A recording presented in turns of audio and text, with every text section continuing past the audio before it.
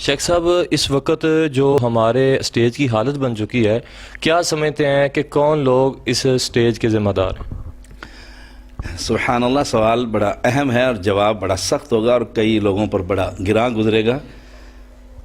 جس نظم کے تحت وہ مسجد چل رہی ہے یا جس نظم کے تحت مختلف جماعتیں، مختلف تنظیمیں ہیں اہل حدیث کے اندر، اس نظم کے تحت جو مرکز چل رہا ہے یا سالانہ کانفرنس ہو رہی ہے، وہی ذمہ دار ہے کہ وہ کس کو بلا رہے ہیں جس کو قرآن مقدس دیکھ کر پڑھنا بھی نہیں آتا، کس کو بلا رہے ہیں جسے حدیث مبارکہ پڑھنی بھی نہیں آتی اور اسے علامہ، شیخ الحدیث، شیخ التفسیر۔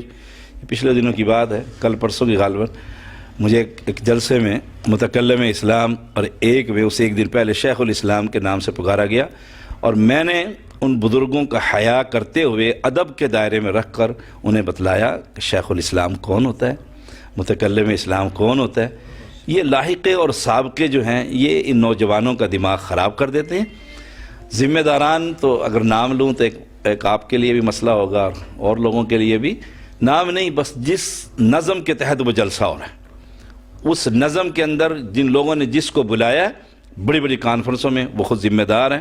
اور وہ دنیا میں بھی ذمہ دار ہیں، آخرت میں بھی ذمہ دار ہیں کہ اس شخص کو بلایا جا رہا ہے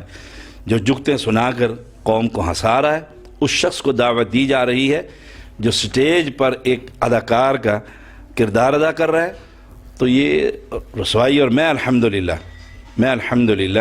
ایسے جلسوں سے مکمل بائیکاٹ کر رہا ہوں، مکمل،